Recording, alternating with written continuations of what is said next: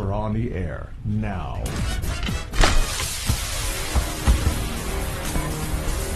And now, live from the Swords of St. Michael Studios, it's the Real Deals, Kenneth and Farah Deel.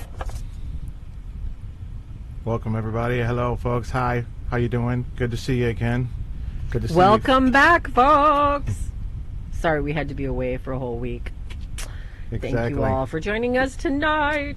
We've got so much to pack in, so make sure you've got your cheese and your cup of hot tea and sit tight, kids.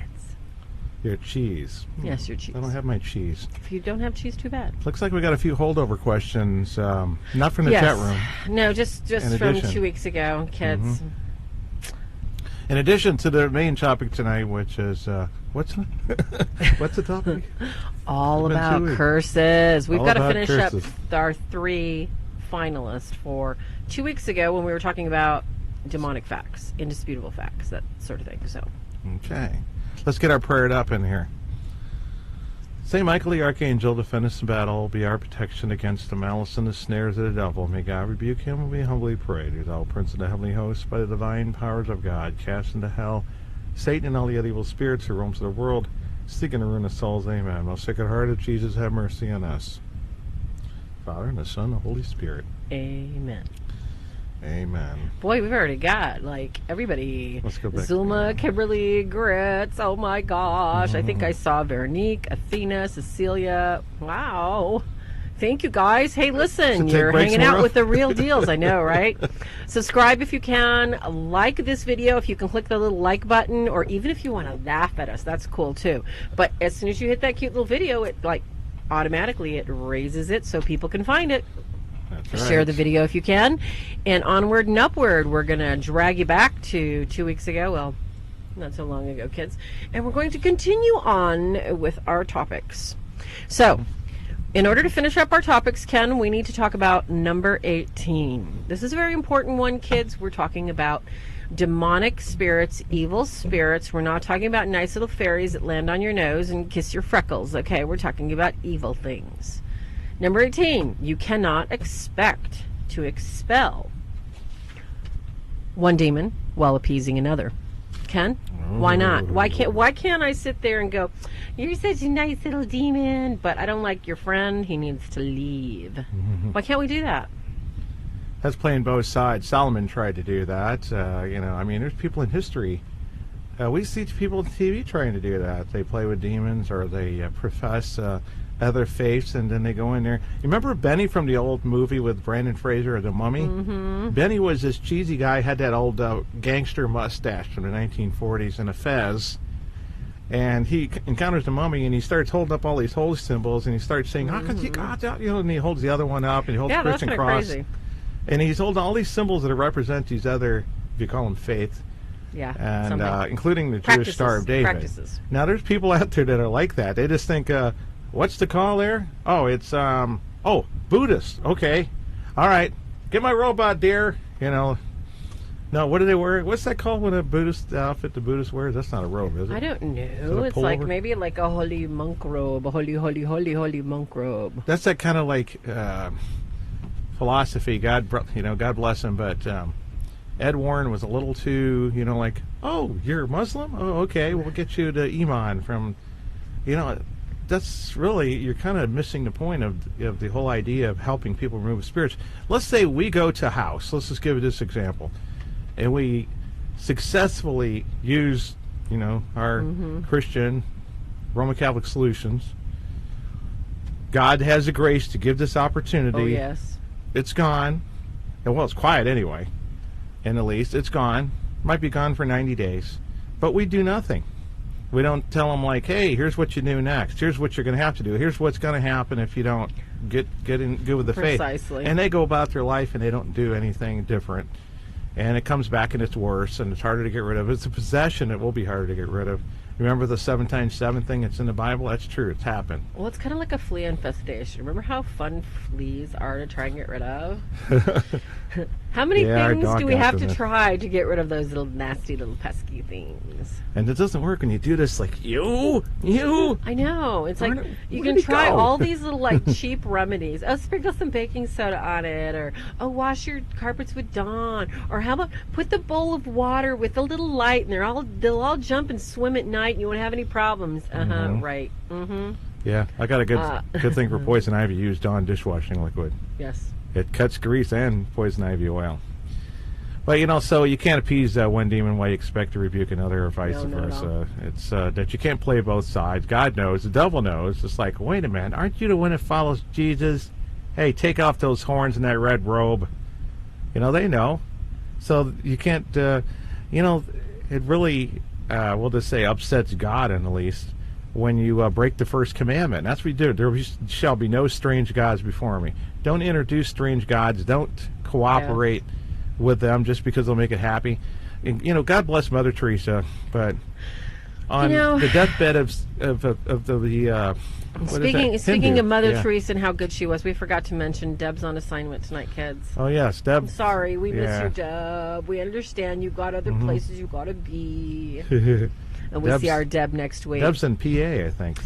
So on the whole thing of appeasement, kids, basically what we're telling you is we can't hold back just a little bit and think that it's going to be okay. It's like all in or nothing's in when it comes to getting rid of the demonic. You just have to be just like, okay, I'm diving in, because you stick one toe in, you still got the rest of the body that's out of the water. That's all there is to Sticking one toe in, I can really see that happening. You just get one toe in. It's like, okay, I think I'm just going to put one toe in, and that's it. That's going to be it for me. No, is it safe? It doesn't work that way. Okay, let's head on to 19 so we can hurry up and get on with curses. Okay. Curses.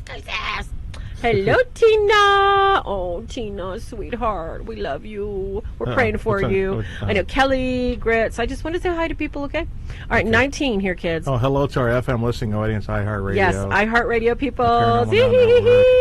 Hang in there. We're going to go faster, okay? 19 from the demonic, factors about the demonic. All right, now, we have a sixth sense, kids, all right? Your sixth sense is just another one of your senses, like I can see, I can touch, I can smell, all those other cool things. But it can be easily fooled. Why is that, Ken? Why can't I trust my sixth sense? My sixth sense knows it all. Because even the saints couldn't trust theirs.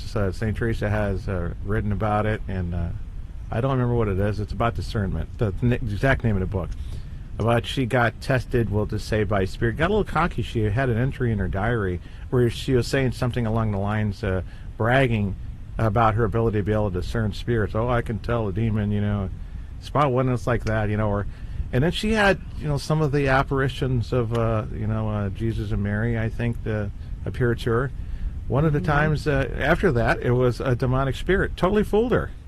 She didn't get it. Of course, she entered that into her diary, and that ended up in that book about discernment. Yes. But so even the saints, if you think you're, as good as Saint Teresa, good for you. But good for you. That's quite the attitude. In other words, kids, let's polish off our thinking caps and don't think we're as good as saints. It's considered a pride.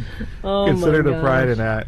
So, you can't trust your senses, because let's say you're a psychic medium. I can see demons everywhere, but you're walking down the street and you don't see a demon next to every person on the street. You're not seeing their personal demons. You're not seeing their guardian angels that are there fighting them off, fending them off, or flying around, keeping them away like a bigger bee running off the smaller bees.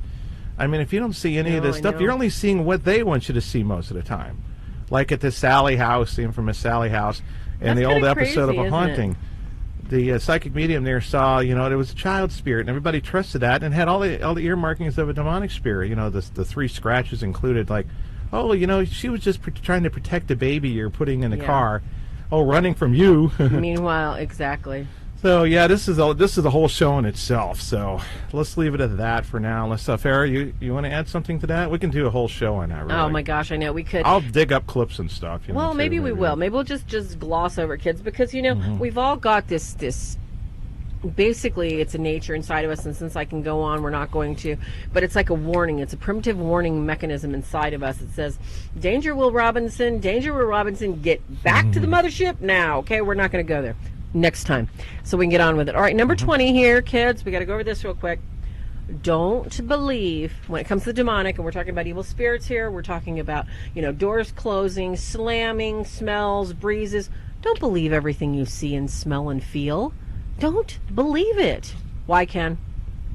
That's number 20? Kind of That's number 20. Don't believe in what you see. Yeah, you can't or trust you your feel. senses because Why they can't we? can cause you to smell I know things. what I smell stinks. There's that, the saints and people can encounter, the spiritual warfare level is just temptation. Let's say you have a problem with eating, and then you get this smell, it's like pizza.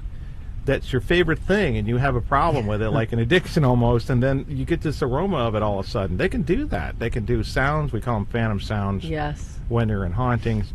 They can, you can think you hear a voice that's non-existent. Mm-hmm. You can see things. When you get to those later oppression stages and possessions, that you actually hallucinate horrific things like you're dreaming while you're awake. That's kind of scary. It's like they can mess with the senses in every level, even the touch. Were you really touched? Did it feel like it was a burn and then you looked and there's nothing there? So that they can simulate every sense that you have. Mm-hmm. And use it against you one way or another. And Tony Cobianco just posted a great comment. He said, a great saint of the Catholic faith, Padre Pio, he was in prayer, and he had a superior that was his spiritual director, and a demon actually appeared to the saint as his superior. And Padre Pio knew enough. Take a deep breath, back off, and say, what? Say who, what, where, when?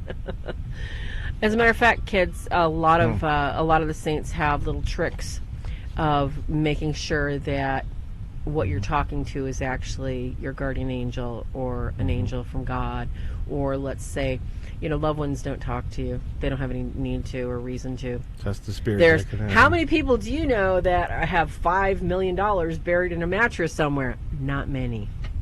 Well, there's equally as many ghosts running around looking for people to tell that to, right? Yeah. So, on this last note, so we can get on to Karis's kids, because I don't want to belabor the point. Ken's got a good point. It doesn't matter what your faith practice is. What matters is that you have to know that the demonic is chaos, deception, lying, and is completely going to try and separate you from your reality. Your reality is, I work, I sleep, I play, I pray. Whatever your reality is, he wants to separate you. So he is going to create chaos. He's going to create doubt. He's going to separate you from a relationship. So don't trust what you see or you think you hear. So let's move on. To one thing I want to mention real quick, ahead, then we'll ahead. start with number 1. I heard something about Saint Benedict again. It reminded me of the story, but it was a few weeks ago. It doesn't matter. Where he goes into the kitchen and he heard all the monks panicking, and they were seeing a fire in the kitchen, and Saint Benedict's like, "What fire?" He knew right away it was a demonic illusion. So you have an example right there. So he said his prayer or whatever, and then all of a sudden they're like stopping and they're looking around. It's like, what? So, but Saint Benedict didn't see it. So, isn't that strange? You got cases, it's all mixed up, and like who will, who won't, who can be fooled. It varies. We're human. We're always vulnerable to that thing. Okay, let's start with number 1. Wait. We have a question before we can move on. That's I think okay. This is really important because, we just dealt with this recently. Kimberly Rupert would like to know, what are some good ways to test the spirits? Let's say that, and we're not talking about familiar spirits, like if you're in a haunted house and you normally, talk to something that you believe is there, like, this lumberjack that's been living there and he's been there since you got there, and you just kind of hang out and you have a conversation with him one way and all of a sudden it talks to you. That's not testing a spirit. That's an oppression. Okay? Yeah. So when we talk about testing the spirits, we're talking about something that has been, for whatever reason, you've been given legal right or been given the right by God to communicate with you. Your guardian angel is actually the only thing that ought to be communicating with you about God. All right? I really, I know of not one very holy person that'll put their hand up and say, oh, the Holy Spirit told me, or God told me, or Padre Pio told me, or St. Michael told me. I don't know people like that. I really don't. So when you were talking testing the spirit, we're talking about the only familiar spirit you need is your guardian angel, really. And Wait a minute, that's not the answer to the question. No. Okay, so what the person That's a needs good one, answered though. is how we test the spirits.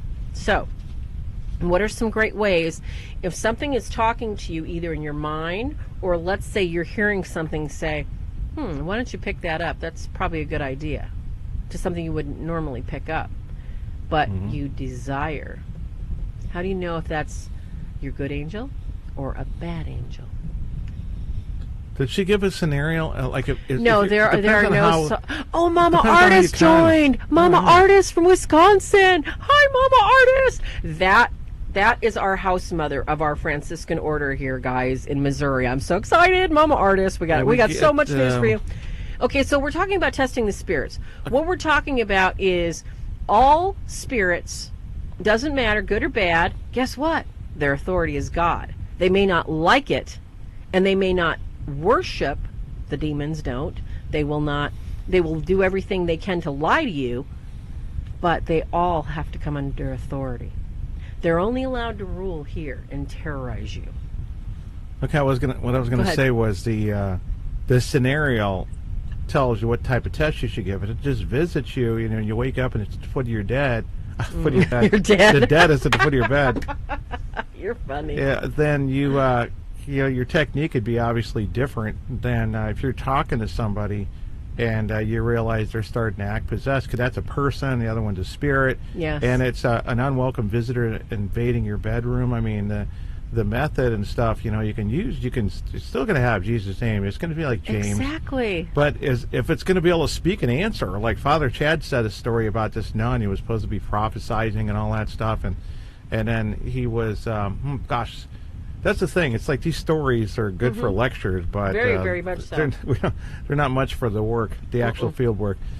And supposedly the priest had tested the spirit by asking her to say, and she couldn't even say the words, like Jesus is the Son of God or something, whatever the words are, like James says. And that was like part of the sign right there. That's a divining spirit, as they talk about in Acts 16:16. That's given us none. Like I said, nuns, holy orders, it doesn't matter. You can still become possessed if you go the wrong way and let yourself become vulnerable. Another one right there in testing the spirit and lengthy things. But Jesus' name, a version of holy, all of the things you use to test the spirit. Precisely. To sense like in possessions. Go ahead. Oh, I was just going to say that there are all sorts of ways that you may believe that you've heard or you've come into a contact. And I think the scariest one for people is that when they're in a position of vulnerability, say, you need a job, or you are debating buying a major purchase, and it's something you've been wanting for a long time, and you believe you put something off and you're in prayer, or let's say your niece has had cancer for a year and you're praying, I need a miracle, I need this, I need that, how am I going to go about getting the money, and a voice comes into your head and says, well, go ahead and buy that. Or in other words, something that caters to what you want, caters to what your heart is on, and caters to something that you believe that in some small way you've worked hard for and you possibly deserved. Not necessarily something that God would want you to have. And this is what I'm saying, is there's different scenarios to test the spirit. The hardest one is when you're vulnerable and you are in need of an answer, you are in need of something, and you're hearing something that says, go ahead and do it. You need to instantly say, God, if that's not you, I need to know. Spirit, are you going to proclaim Christ? Christ is risen. Christ is alive. Are you going to get down on your knees and worship God with me now? That spirit doesn't answer you back. You better pray. Jesus, get that behind me. Get it away from me. Yeah, higher demons can probably suck some things up. Like when they pretend to be the Blessed Mother or the apparition or something. That is more of a leave visual. Things out. But what I'm talking about is everything the saints talk about in battle. When they're talking about hearing voices and hearing an auditory hallucination, no demon is going to worship Christ. No demon will. No demon will admit that Christ came in the flesh to redeem man. Yeah. No demon will. So far, that's been experiences too. All right, good. We can crack into the curses list. And, all right, let's crack in. And you know what, Kimberly, that's what I was talking about, Kimberly, when they speak to you through telepathy.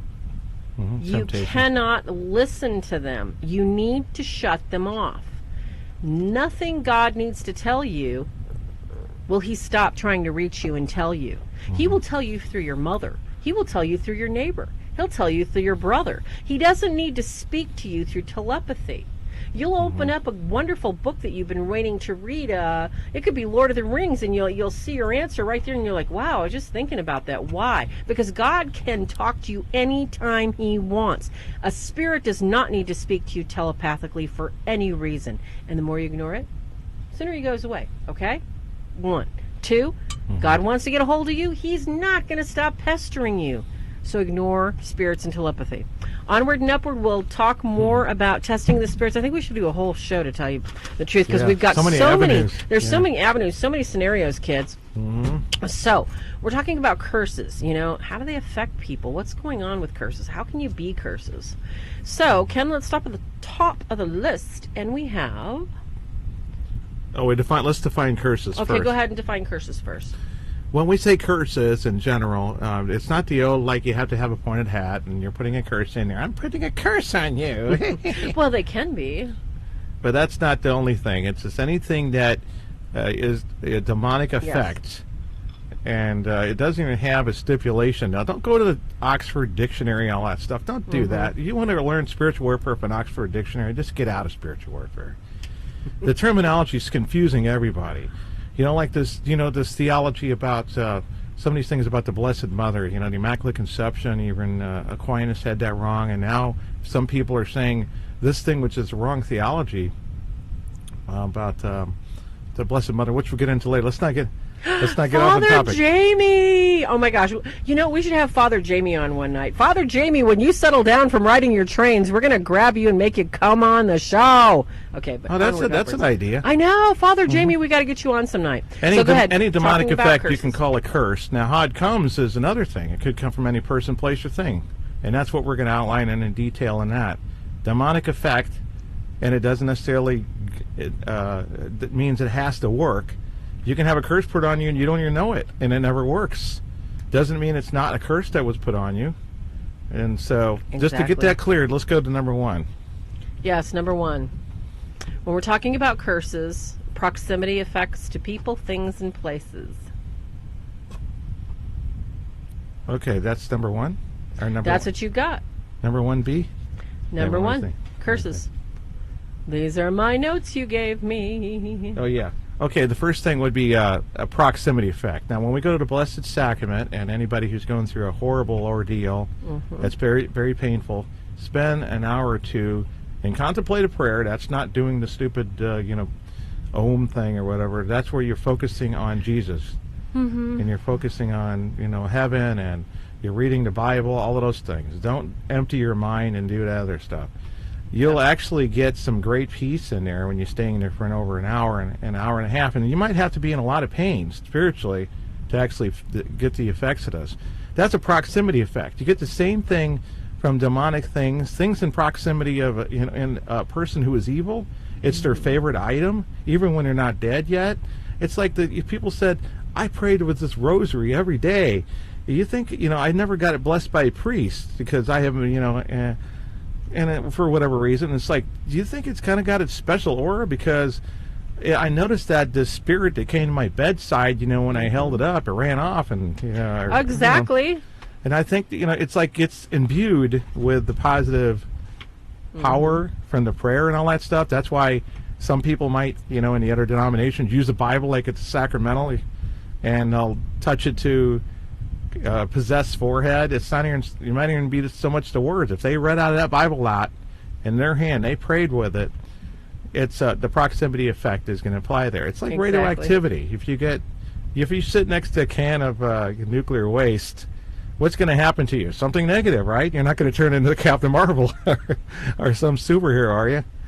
And so wherever it applies in the opposite, you'll find that the satanic world is a flip-flop of often what we get with the positive one. So proximity effect means that you could sit next to someone on the bus who's demonized, and you're going to find slowly that you're going to start to get this bad luck, and you're going to remember, because usually there's a sign like, come to think of it, I remember this woman on the bus, And she just like, there's something wrong with her. And she sat next to me. It was the only seat available. And then they'll think of that. So anything to add on that proximity effect? Well, this is, kids, we all know what it's like when you didn't get a chance to shower in the morning and you're hurrying up and you're taking a French bath and you're like putting your underarm together and you're like spraying yourself. And then girls were spraying our hair and spraying some extra here and there because we don't want anybody to smell that, whoa, we didn't take a shower this morning. Because we're almost, in our culture over here, I mean, people in Europe, like, they don't shower for like 2 or 3 days and it's no big deal. Here in America, man, we're just like obsessed with soap. So when you get on, and I'm sure, you know, Brandon and Rach, they love to talk about this stuff. You get on a subway or something and you can smell somebody like next to you. You can smell somebody 2 feet away from you because the body odor and the sweat and everything else, it just accumulates and that's proximity effect. Your senses cannot deny that somebody smells. Now, let's say you're down in Machu Picchu. You're down in Peru. You never been in Peru before. You're like a little guide, never been out of your station there. You're just like, yeah, I've been to the Bahamas, I've been to Canada, you're in Peru. And you smell urine on the bus. Well, you know, most people use their skirts or pee everywhere in public in Peru. So it smells like urine a lot, you know, unless you get into the mountains and you're among rocks. So that's proximity. Yeah. Now, the spirit world is the same, all right?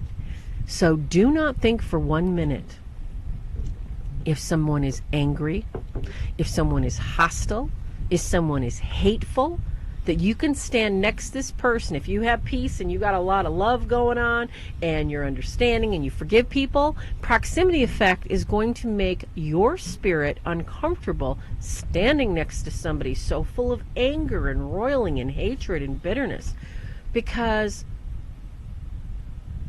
like can't tolerate the opposite. If you enjoy life, somebody that hates life is going to be obnoxious and angry by you. And That's consequently, somebody that is, shall we say, they're cursing people. They're using foul language. They don't want to be around somebody that has a calming, gentle, loving effect, although, you know, depending, you know, God allows some calm people to calm those angry people. Your proximity effect, when what Ken's talking about, specifically in relationship to a curse, just because somebody's cursed, being around them is not going to curse you. Knowing that people are bragging, oh yeah, I put a curse on that guy. Oh yeah, my neighbor was nasty to me. You know, I just cursed him. I just said I hope all his stuff. Well, being around him all the time will have a negative effect on him. It breaks down to this. It's like that little drop in the bucket. You don't notice that drop in the bucket right away because it's just a drop or two. But eventually the bucket starts filling up and you don't realize that you're ankle deep, you're knee deep. Why? Because you start being comfortable around people that are cursing their neighbors, and eventually you're going to start going, well, you know, I'm just going to curse you too. So the drip effect, proximity effect, goes to the absolute destruction of your soul, not the person that's cussing soul or the person that's cursing. It's affecting you. So if you're aware of this stuff, be aware of the proximity effect for your spiritual soul that needs to go to God and not hang around with people that are cursing. That's a real Deel's terminology, but I thought it fits. A lot of layman's terms are way better than, if you know, zoology. I love the oh, I know. Grits and Gravy just said they latch on like monkeys. That's totally zoology. Hey, Grits, that's a good one. These other ones have kind of the same kind of property on it, and one of the one that's very disturbing, of course, is uncovering the site of satanic worship. Yes. When you run into one of these ones in a graveyard or in the woods or in a house, in a barn, in a basement, under a carpet, and you cross that seal, like, don't cross the seal! You know, and then remember Indiana Jones 3, the Holy Grail one. Well, exactly. And even Tony was just pointing out in the chat room, he said, hey, it's just like people can understand. If you go into a haunted house, chances are, if you don't have a prayer life and you don't really have a relationship with God, you're going to walk home with an infestation of cockroaches. It might take some time to get off. Yeah, and the prayer life And won't get it off you that's because a you don't really have good one. example for the proximity effect. Thanks, Tony. That's a good one. Yeah, that one's ongoing because you'll find several examples just stated differently of proximity.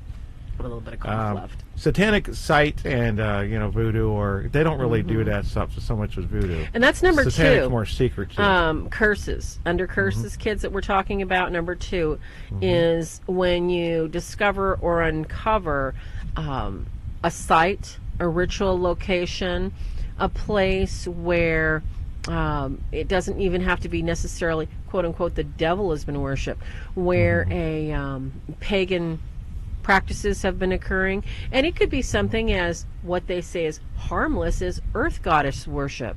It could be something as simple as what was that movie you told me about where they had all the teenage witches about 30 years ago? Like, they were all practicing this white witchcraft. It was all sweet. They came up with a TV until series called somebody Charm. got What was it originally? really negative and really nasty to the girls in high school, and then everything got real.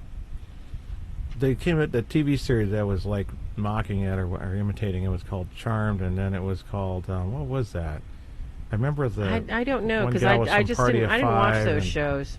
Yeah, I can even remember that. I mean, yeah, they made it popular. I went to Six Flags or something like that a couple of years after that, and there were these three girls walking like they were joined at the shoulders in black, and with this heavy eye makeup, totally goth black. It was just weird. It's like, what is this? A monkeys? When the monkeys did that thing where they're walking with their feet in unison or whatever.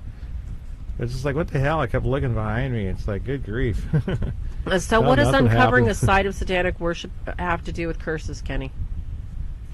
It's because they booby trap it. It's sort of built into Satanism. Satanism is very secretive because they want to keep it a secret. Oh, yeah, Rebecca came up. It was called The Craft. That's it. Yeah, that's it, Rebecca. Oh, yeah, Tony got it, too. Hey, Valerie!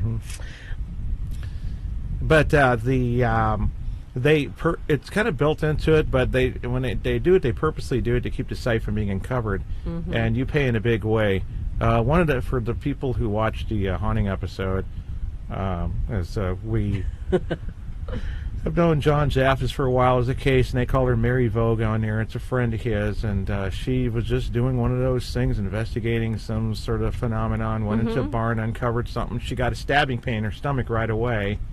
And doubled over, and they took her out of there. When she was listening to the recorder later on, she had parked on top. That's the way people used to do it. They used to sit the recorder there, not trying to say, "Well, come on, anybody here, you jerk?" They didn't provoke before. That was before Brian Harnoys and Ghost Hunters and all that stuff. Before people dumber than Shaggy and Scooby. Back in the old days, But so she ended up getting possessed. Wow. And that's how nasty it That's is. awful. It will give you an illness you'll have for years until you get it off you through the proper prayer practice. And I mean Christian prayers. And it's got to be the proper one. It's got to be one that removes the spirit and breaks the curse.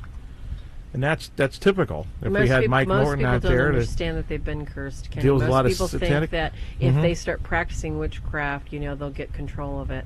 That's the whole point of this, kids. breaking satanic contracts does the same thing. They got something built into the contract, Yeah. including the Masons after you reach level 18.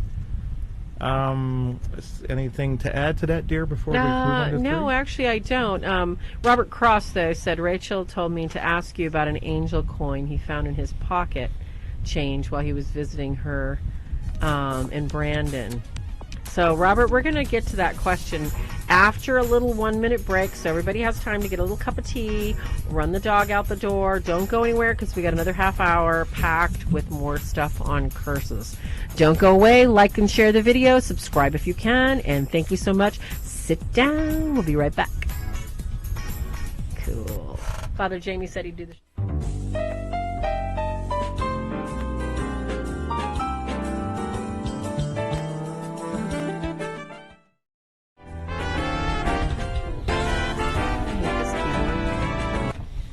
Hello and welcome back, lovies. It's time to talk about the oogie-boogity little curses tonight. We are back. We're She does so not like glad her we've keyboard. missed you all. It's so much fun to see you in and out. And if you like the video, give us a like. If you think we're funny, laugh at us. We don't care. We think we're funny too. Okay, well, I'm used to on being good laughed days, at. okay? Like and share if you can. Subscribe. Find us on YouTube, The Real Deals. We're talking about curses tonight, kids, top of the hour, and we're going to get right into number 3. And this pertains to curses as far as grave sites. Now, we're talking about known and unknown grave sites you may stumble on, because when this country was formed, like Europe, I mean, people would just bury their dead where they were, on the road. And if the person was murdered, if the person was mutilated, if the person died of a plague, there are things that attach themselves to areas where crimes and horrific things happen. So what Ken's going to talk about right now is basically these grave sites. Big graveyards, little graveyards, stone graveyards. Yeah, we get those because people are doing graveyard pictures, and then they get, well, here we go, curses for whatever reason. Not the extremes so much, obviously. But there was another possession case, that John told me about, and he was a friend of his who moved to Florida, since her son ended up possessed from her going and exploring graveyards. He was just going along as an unwilling participant. As soon as it happened, she got the right help, and she stopped doing it, and so it ended with a good story. But the biggest thing is that you can cross attachments. Remember all the rituals that are done in graveyards, graveyard dirt.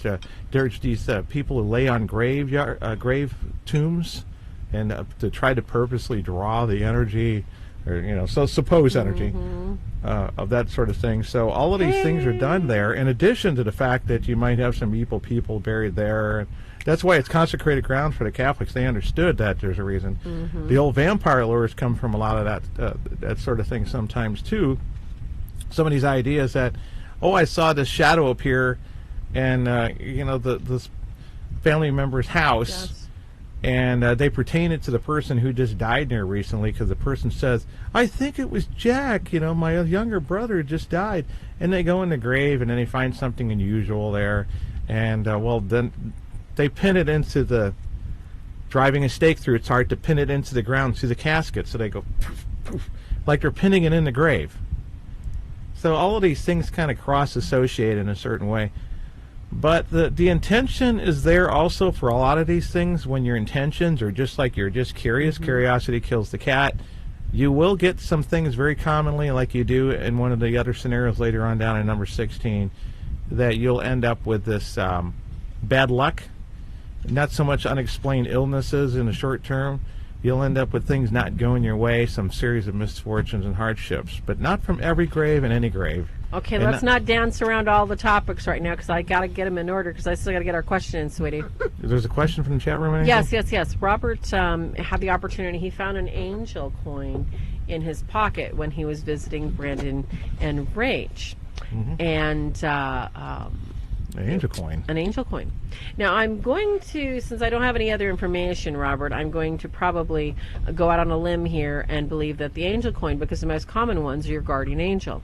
And people carry around these type of coins to remember that their guardian angel has been given them charge by God to watch over you, trip you when you do silly things, pat you on the back when you do good things. Your angel is supposed to be there at all times to help you out.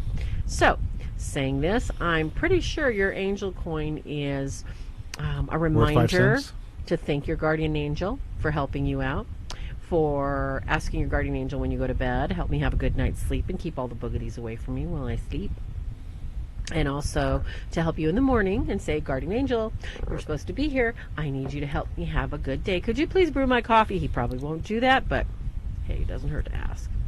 So, you're sure it's a guardian angel coin, right? You can always PM us, okay, so we can give you more information on that. And we're going to go directly to number 4 from hexes, spells, and direct curses. And a curse can be something as simple as, excuse the expression, F you. Oh, that's a cursed word. That'd be the next one. So that's a direct curse, yes. A direct curse is when you purposely wish ill will upon somebody, and it could be evil wishes, evil desires, not just hexes or spells. It could be the evil eye that April Amorth and some people in the European area said. Father Chad said that in one of his videos. That they just seem to be cursing everybody for everything. That they don't like the way you look. Give you the evil eye. Or true. something. So that's where we talk about direct curses. You want to get even with somebody. An aunt's jealous because she's never been able to have a baby, and her sister's having yet another healthy baby. Yeah. And those little petty things. It's just more common than you think. Like with going back to the teenage girl witch movie. What was it called again? What's that, honey? I'm reading Athena's the movie comment. I said to inspire. That everybody was commenting about, The Craft and Charm? That's it, The Craft. The Craft, yes. That they put a spell on a popular girl in school, and then she started losing her hair. Well, I heard from people that we've dealt with who are getting out of that witchcraft. That includes white witchcraft, because everybody who practices white witchcraft has a story. As soon as they get mad at somebody, they turn their so-called powers on you. And one of the biggest effects is cancer. Remember the case we had? We had a case, folks, that was a really amazing. It was a oppression going into possession case, and the gal had practiced white witchcraft and did nothing but say, "Okay, Jesus, I need you to do this for this." I mean, believed that she was thoroughly working with Jesus and her angels. She was doing all this good white witchcraft, burning these beautiful white candles with little sprinkles on it with fairy dust, and putting these little pocket amulets together for people to wear, and asking God to bless them so this person would get pregnant. I kid you not. She truthfully believed that she was practicing white witchcraft until 2 years later, one of the women that she actually gave a amulet bag to get pregnant, the baby was born malformed. A year after the baby was born, the baby had some kind of incurable disease. And the woman that asked for help was very, very angry. And the girl was beside herself. Well, gosh, I just gave you the amulet, and she did not understand her part in how she cursed this woman with her white witchcraft.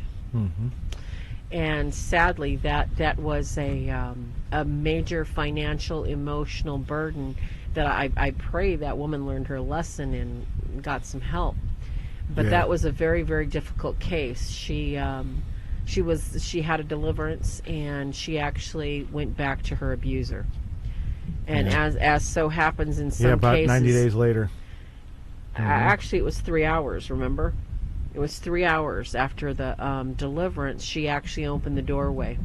Oh, because she you can't talk about the details, but we can't talk about the details. But this kind of stuff happens. But it wasn't. She struggled with that a while. Then the final thing was about 90 days later. And in this case, too, kids, you have to be aware that it's not just words or, let's say, a specific spell. If somebody cooks you dinner with the intention that you get sick and ill, and you eat it, and you don't understand that this person wishes you ill, you can get sick and not realize why you're having gastrointestinal difficulties. Oh gosh, I wish I could tell the story. I don't know if I'd have to discuss it with you off air or something about this encounter with this known Satanist I knew, and I ended up, I'll just say this: he bought me a beer, and I didn't realize that was him, and I was actually talking about the person, talking to him about him, because I ran into somebody in there. And well, anyway, hey, let me buy you a beer. I bought it, and I didn't. You know how guys are when they're younger. You can drink 6 and 10 over a period of 5 hours or whatever. Not 10, but yes. But this is my second beer, and I got so sick it was almost like I drank curdled milk. That's been sitting out for 2 days. And that's what they do. They brag about that stuff. They just touch your plate and they turn all the bacteria and everything on there, just like that. That's diabolical. The proximity effect again. That they probably could put their hand on there, their hand that performs rituals and so forth. Go ahead. Anything from the chat room before we move on? No, nothing from the chat room. I mean, it's interesting because a lot of people have had experiences and have seen people wearing amulet bags to church. And, there's so many different cultures, like the Italian cultures of mothers putting, a little horn over the baby's bed for protection. It's just these little traditions and these little superstitions that, grandmothers and grandmothers and grandmothers carry. And, people don't really bat an eye because, they've been doing it for generations. And they combine it with, the Catholicism or Christianity, I think, well, it's not that big of a deal. So, Oh, by the way, that was in the early 80s. So anybody saying, oh, yeah, see, yeah, we go our extra mile to make sure that these things don't come back and affect us. Especially couldn't even stay into work for so long. isn't that the truth? We'll see. All right, we're going into curse words, a.k.a. cursing, swearing. I mean, recently, kids, not to point out, we don't get political on our show because we don't really believe in politics other than you're nice or you're nasty, okay? That's our politics. Either you're nice or you're nasty. And this is a very nasty, popular comedian had actually went on public TV and called a girl the C word, and then told her she ought to go sleep with her father. In other words, have incest with her father. And this was on a public forum. This was on a public channel, and the woman did not like only, a late night show or something. Yeah, I think it was a late night show. She didn't lose her job. The people that created her. Okay, now we're talking like, okay, everybody's aware of those shows, Supernatural and all these ghost shows that are all scripted.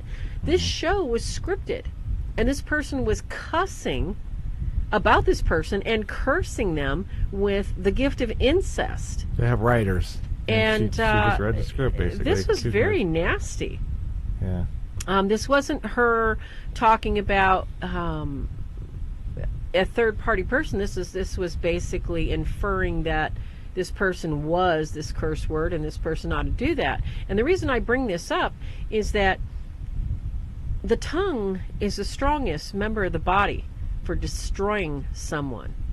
So if you're going to sit in the lunchroom with somebody and say, oh yeah, that Bob boy, he is just one damned idiot, and you start railing about how he's stupid and he ought to go jump off a truck, and you start bad-mouthing him to someone, that is called thou shalt not kill. You're slandering and murdering him.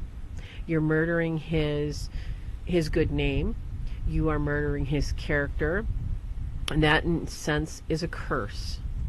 And this isn't witchcraft. This isn't supernatural. This is what we bind on earth, we bind in heaven. What we loose on earth in this evil world, guess what? We're loosing it in heaven on that guy. So just like, these curse words hurt. A person doesn't need to hear the curse word you're using on them just for it to curse them. We have to be very careful what comes out of our mouth. If we get this information from assisting an exorcist, that would be different, but we usually don't get it because it's sort of like hidden knowledge.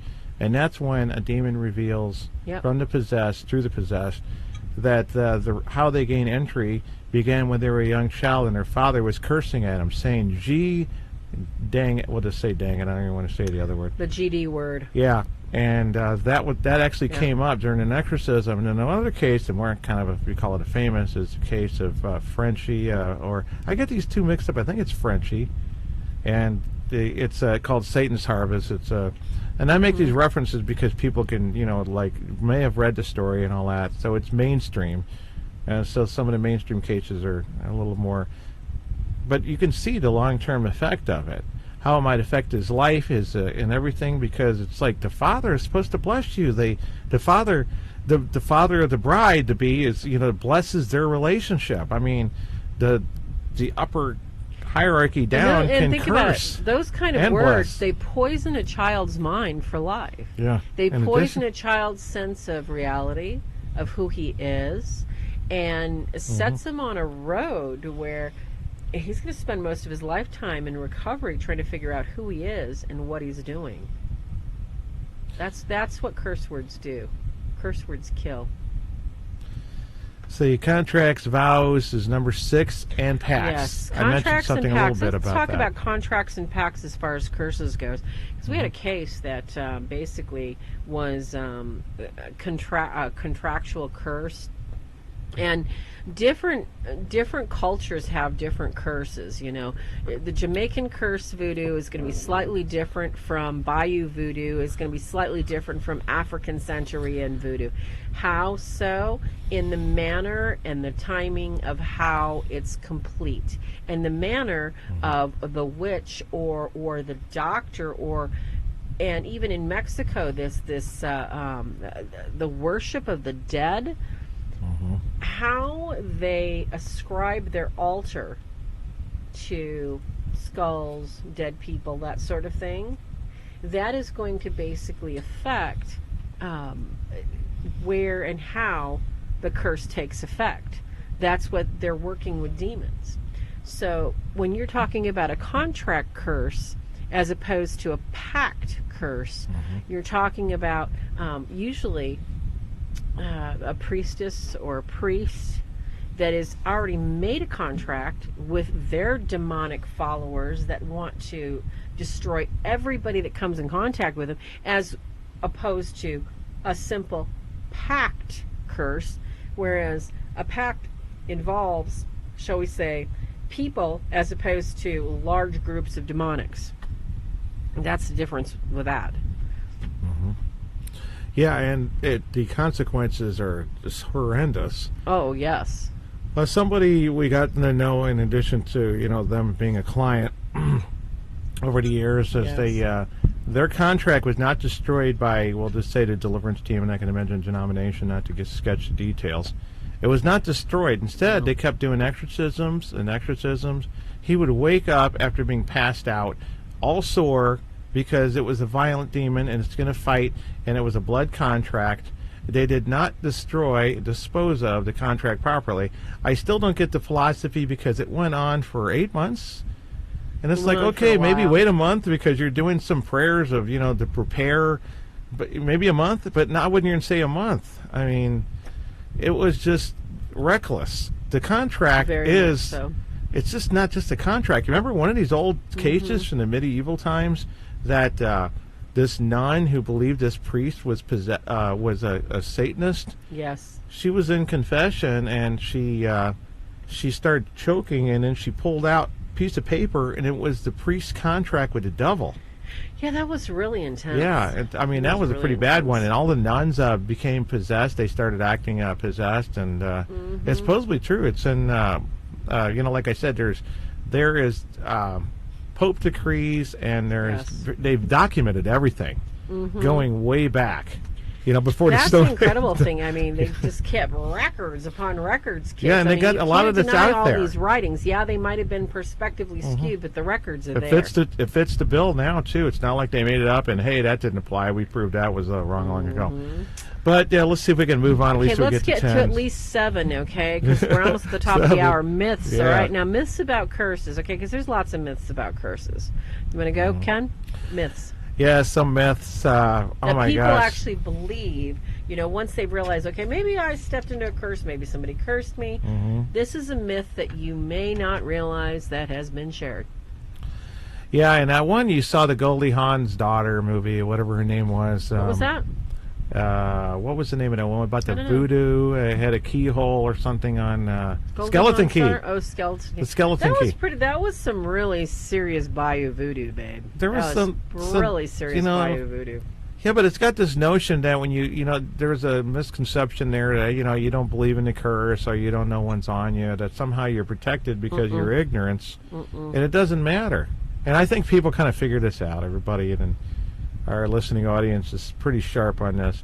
But it is a myth, and I don't know where it began. Do you know? It's like, is it just some TV idea that came from... I think it's probably just a misconception. But, consequently, too, kids, I don't want you to think that anybody can curse you and you're automatically going to be, struck down or anything like that. Yeah. You are not going to be affected by anybody's curse if you have a prayer relationship, if you have a regular religious practice that definitely takes you into a space of peace, into a space of forgiveness.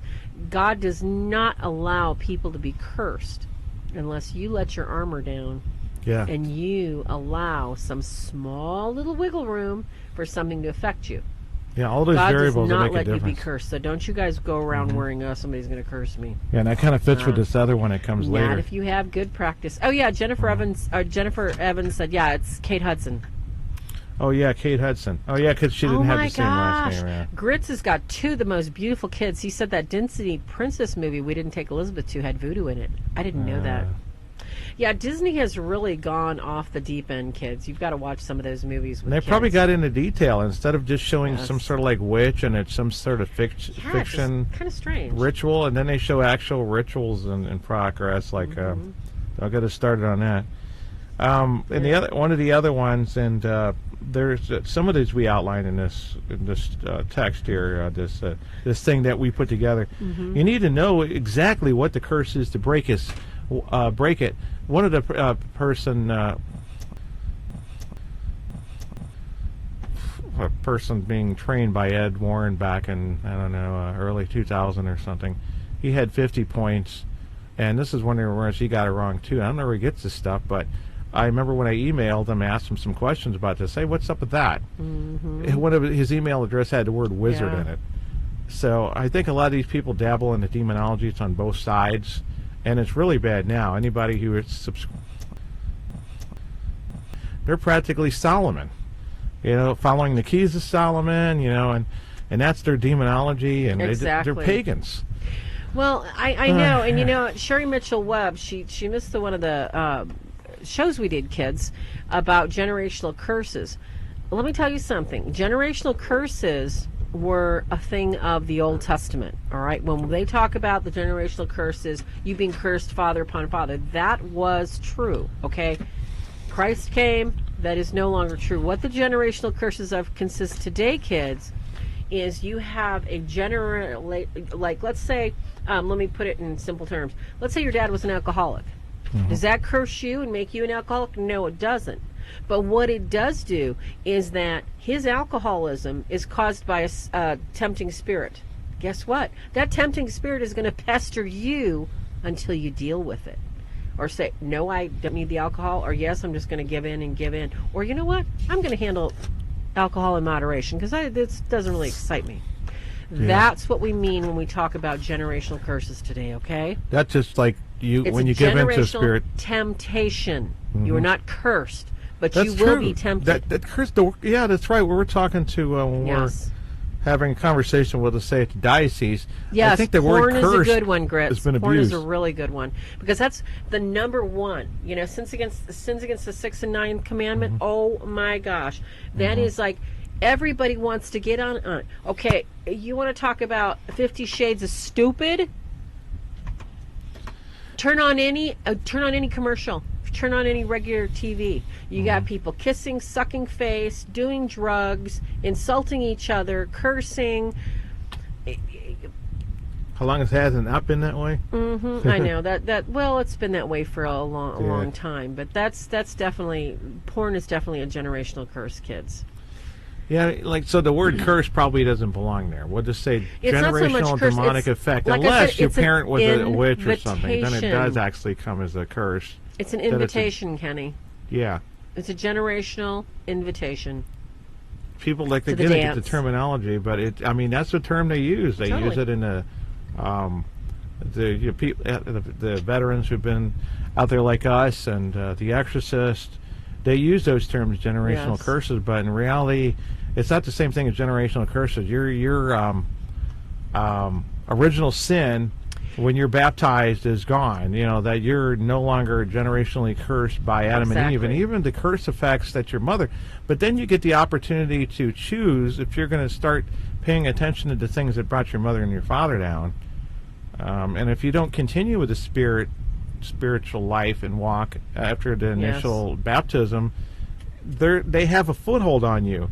Now you got to wonder, why did it take so long for the Blessed Mother to come into this world, and then her to be the chosen one of the chosen three, and then Jesus comes after her, because it has to, in like the 40 days, what was it, when the Moses Jews got punished, it's like they wait for the exile for a certain amount of time for the generation to go away. And I think part of this stuff is because they're like tainted. Like if anybody breeds animals or anything like that you have to get away from this blemished generational line and get some fresh outsider in there. And then from that line, look what happened was it Naomi who was the pagan in the Old Testament? I don't know. It's like they went to Naomi, who was a good-hearted pagan, like what some of the people Patrick was referring to, relating to Ireland. No, they were getting kind of theologically deep here. Was the pagan. But this is a very deep topic. It is. And it really is. Something we probably should. Athena was properly pointing out that you can say breaking curses prayers. You can go to a priest and have breaking curses prayers over you. It is important if you think that you might be cursed for whatever reason. If you think, your father's watched porn for 50 years and you don't want to watch it anymore, you can say your own breaking curses prayers. We have those on our site. It's under Haunting Help. We have 3 different breaking curses prayers, and I guarantee you they will help you stop. And if you want something that's going to help you stop quicker, pick up the 3 Hail Marys devotion. And I don't want to hear the Hail Mary is not in the Bible, okay? Because I'll tell you why. 2/3 of it is. Yeah. Jesus loved her first, kids. That was his mama. And if you want something from Daddy, how do you suck up to Daddy? You go to Mama. Can you talk to Dad? She'll go to Dad and You can go right to Jesus. I'm not telling you can't. You can go right to Jesus all you want. But I guarantee you, Jesus wants to help you. You want to break those curses? Say no. Yeah, just say no. Just say no. People think there's something so difficult and so magical. Pray for strength to say no. And that's that kind of curse. Don't go back on the list and say, "Oh, really? When that witch cursed me, all I got to do is just say no." Then you're back to the myth. That's not true. We're talking about generational curses that come on you like a weakness, like a virus that you're prone to and vulnerable to. Just say no. Practice that virtue a little harder, because you're being tested just because Adam and Eve, as a man and a woman, had their, what would the opposite of virtues be? That they have their fallen nature, and we have to say no to all of the things that made Adam weak, and all of the things that women have to say no to what the things that made Eve weak. So true. It's theological, psychological, it's philosophical. I know. Maybe, you know what? Let's move ahead to a little bit of the solutions. All right, you've got 2 minutes. You've got 2 minutes. For kids, we're going to have to continue curses next week. We're gonna cover more breaking curses prayers, and I guarantee you, I'm going to go over the breaking curses prayers in details. And I'm going to probably post a couple on the screen. So if you're watching, and iHeartRadio listeners, if you're listening, we're going to detail exactly what tab it is and everything else. So we're going to cover 2 more, and then we got to let you go for the night. So, 9 curses may not happen in time, but they happen over time. And curses may not happen as it is the design to be, but can be unique to the person's virtues that are being tested by God. All right, now that's some pretty heavy stuff, kids. Curses don't happen in time. All right, you know how you stub your toe? You know it's going to get black, it's going to hurt. You know the timeline for it. Guess what? A curse? Demons have all your life. Now, God doesn't tell them how long you're going to be alive, but they can pick any time they want, and they usually pick the time when you are most desperate to really irritate you and really lay it in thick, so that you're more vulnerable. Really desperate. Would be better strategy. And it could be like, you know what? If you've got health issues, they could be keeping you up all night. Okay, if you've got a kid that's like, wanting a parent, like wanting a father or wanting a mother, that kid might be promiscuous, and you're like, what the hell is going on? So just remember that curses don't necessarily have to be how we envision that we might be cursed. They're thinking parameters. We can't possibly imagine the immortal parameters of some of the chaos that's going out there. And the best way to protect yourself, kids, get a relationship with your Creator. Start saying your prayers at night. Start dedicating your day to God when you wake up. It's pretty easy. Like we mentioned with Deb's not here tonight, but her son Jason died in 2007, and the demon spoke to them and said that was going to happen. So just because it was delayed doesn't mean it wasn't going to happen. Exactly. And for whatever reason, which is another thing in itself, the detail on this thing is it can be like a time bomb. So you got to be on guard during. Always. They don't forget, like humans. Humans are so much. Even Ted Bundy, it's like. Ted Bundy might forget that he was mad at this neighbor and he didn't take revenge on this kid who kept running across his lawn to get his Frisbee, or whatever the case scenario got to be. You're dealing with demons. They don't forget. We've got a great point from Kimberly here in chat. Some people believe that you should not keep anything inherited from the dead because you open yourself to their demons. Can you talk about that kind of curse before we head out for the night? Keeping things from the dead. Keeping. Oh yes. Okay. So Yes, that's yes, like yes. relics. It's like Yeah, it's remember like the a holy relic, relics. it's like a You haunted have object, the it's relic of Saint Francis on Yeah. your thing. I don't have any on me right now. I We don't have my reliquary Padre or Pio on tonight. I just You have your Padre because I Pio? took a shower and it's like I didn't want to wear Padre Pio. Proximity in the shower. effect. Just again, we said that even that things Mm-hmm. that are in the company of a wizard or someone who's just Totally. evil. That it's going to have a negativity, and Yes. you're going to need to be a sensitive person over time and may wear on them. You know, and that thing you said about too, when curses hit a family and it will attack the kids and the immediate family. One of the things we put in our list way back when, and even in our book, was that you'll notice some of the side effects is that everybody's house may have children who actually start to inherit bad behavior. Yes. Or, like everything goes over the top. So if they like liquor, now they're an alcoholic. Now they're a drug addict. Now Yes. they're with the most evil boyfriend That's or girlfriend horrible. ever. That's like And it's like the people don't ripple equate. effect, Yeah. kids. It's like a ripple effect. You just you can't get away from it. Because they can, and they go after your No, kids I too. know. And they'll go after people who live in another house when you're cursed in Exactly. some sense too. It's enough to drive you crazy. Just to make it more So kids, more like and lethal. share. Go to YouTube every day, everywhere. Okay, don't forget about us because we love you. And we'll be back next week with more curses with a happy attitude. And never forget. Never heard that put quite that way. More curses. Never Oh forget. boy! Never forget. I'm looking forward to the it. battle's been Farah won. will be Where's my Farah. broadsword? The battle's been won, kids. And we're here to help you win the fight and win it right. If you have questions, you can always send us a PM. We'd love to help you out. Post your questions in chat. Follow us on YouTube under the Real Deals, like reel us in. Deals. We love you. God bless you. Sleep tight and don't let them bed bugs bite. Babies. Night, Brandon Rach. Night, Athena. Night, Zuma. Doris. Tony. Brock. Jennifer. Dawn. Kimberly. Denise. Karen. Scott. I can't get all these names in. God bless you all. God. Good night. God bless. Part 2 next week. Numbers Good night. 9 to 20 or Good night, however Jennifer. Good night, Michael. Good night, Good John Boy. Good night, Brock.